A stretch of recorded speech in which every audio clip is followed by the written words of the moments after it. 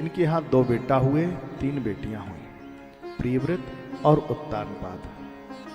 3 बेटियां हुई, आकुति, देवहूति और प्रसूति। इन्होंने कहते हैं देवहूति का विवाह हुआ कर्दम ऋषि के साथ में। कर्दम ऋषि के यहां इन्होंने जब विवाह हुआ ना, तो उस समय इन्होंने क्या किया, आकर के सीधे समाधि में बैठ गए। इन्होंने जब समाधि में बैठे कईयों दिन तक सेवा करती रही। इसके बाद में इन्होंने कामग नाम का विमान आया। 100 वर्षों तक इन्होंने विहार किया। 9 बेटियां हुई इनके यहां, 9 कन्याएं हो गई। एक दिन संजोग की बात, कन्याएं को युवावस्था हो गई।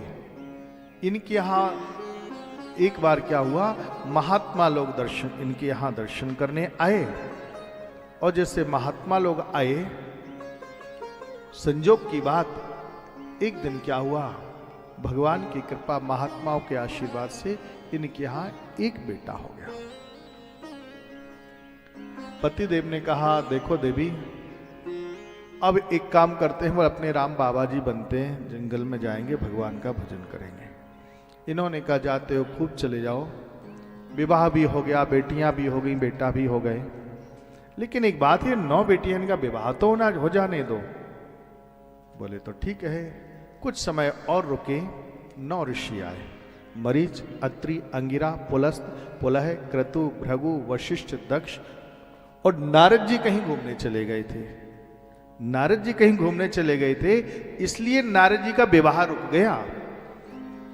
अब 10 ऋषियों में से 9 ऋषि आ गए। तो इन्होंने क्या किया, वो 9 कन्याओं का हाथ लिया और 9 ऋषियों के हाथ में दे दिया। विवाह भी हो गया। इसके बाद में श्रीमान जी तपस्या करने के लिए चले गए। आगे चल करके अब अभी तो क्या था, बेटियां भी घर में थीं, पतिदेव भी घर में थे, बेटा भी घर में था। अब श्रीमान जी चले गए भजन करने के लिए। अब बेटियां चली गई ससुराल और कर्दम ऋषि चले गए तप करने के लिए। देवहूति और भगवान कपिल भगवान दोनों बैठे। जब दोनों बैठे, बेटा और मां, वैसे तो कहते हैं बच्चे की सबसे पहली गुरु होती है मां। वो सच बात भी है। सबसे पहली गुरु कौन होती है? मां। मां जैसा चाहे अपने बच्चे को ढाल सकती है, जैसा चाहे। बच्चे क्या होते हैं, छोटे बच्चे जो है ना, गीली मिट्टी का कुछ भी बना दो तुम, कुछ भी जो तुमको आए सो बना दो, और सूख गई मिट्टी तो फिर कुछ नहीं बनता। ठीक वैसे ही बच्चों के बचपन में जैसे संस्कार तुम डाल दो, वो संस्कार पड़ जाते हैं। लेकिन यहां पर उल्टा हुआ, आपको बताऊं, यहां पर सारा काम उल्टा हुआ। वैसे तो कहते हैं पहली गुरु मां होती है, लेकिन यहां मां नहीं, गुरु बन गया बेटा गुरु बना। मां बैठ गई, कपिल भगवान को बैठाया, हाथ जोड़े, बेटा एक बात बताओ। बोले क्या? मेरी एक बात समझ में नहीं आती। मेरा विवाह हुआ, पति मिला कर्दम ऋषि जैसा, बहुत तपस्वी संत। दूसरी बात, अगर कहीं कोई कहे कि दुनिया के उपभोगों की, तो सुनो, जितने उपभोग मैंने किए 100 वर्ष तक कामग नाम के विमान में बैठ करके मैंने यात्राएं करी। और सुनो, सांसारिकता की बात करें तो 9 बेटियां मेरे यहां हुई कन्या के रूप में। साक्षात 9 देवी मेरी बेटी बन के आई। बेटा की बात करें, भगवान का ही अवतार लेकर के कपिल भगवान आए। सब कुछ हुआ साक्षात भगवान के रूप में। मुझे भगवान ही मुझे बेटे के रूप में मिले। लेकिन एक बात समझ में नहीं आती है बेटा। बोले क्या? फिर भी मुझे मेरे मन को शांति क्यों नहीं मिलती, मन को सुख क्यों नहीं मिलता? बहुत सुंदर प्रश्न किया। मन को शांति क्यों नहीं मिलती है? कपिल भगवान ने यहां इनको अष्टांग योग की व्याख्या करी। अष्टांग योग, और जो अष्टांग योग का ज्ञान दिया बहुत विशुद्ध है, बहुत विशाल है। अगर कि अष्टांग योग की व्याख्या करें ना तो 9 दिन चाहिए पूरे, कम से कम 9 दिन।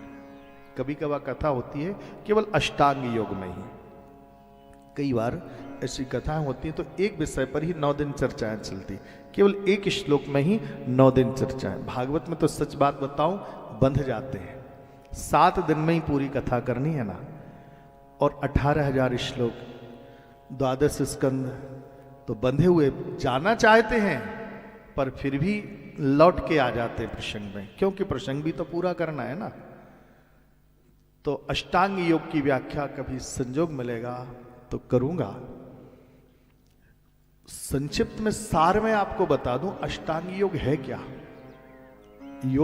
योग माने होता है जोड़, योग माने जोड़। 2 + 2 क्या होगा? सब जानते हैं, 2 और 2 को मिलाएंगे तो 4 होंगे, है ना, सब जानते हैं। वैसे ही ये आत्मा प्लस परमात्मा, देखना एक सिद्धांत, आत्मा प्लस परमात्मा, यानी योग का मतलब होता है इस आत्मा को परमात्मा से हमें कैसे जोड़ना है। ये कैसे जोड़ने वाली प्रक्रिया को ही हम योग कहते हैं। इसको जो भगवान से जोड़ना है वो कैसे जोड़े हम, उस प्रक्रिया को ही हम योग कहते हैं। इस योग की उन्होंने व्याख्या करी, बड़ा दिव्य योग बताया। अंत में जाकर के गंगा सागर में पहुंचे और गंगा सागर में जाकर के 5 तत्वों से शरीर बना है। 5 तत्वों से जो शरीर बना है ना, उनमें से क्या किया, एक जल तत्व को बढ़ाया और जल तत्व को बढ़ा करके गंगा सागर में अपने तन को विलीन कर दिया।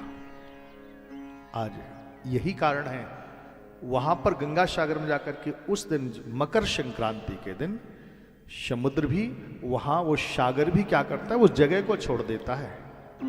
आप लोग गए होंगे, कोई गया है मकर संक्रांति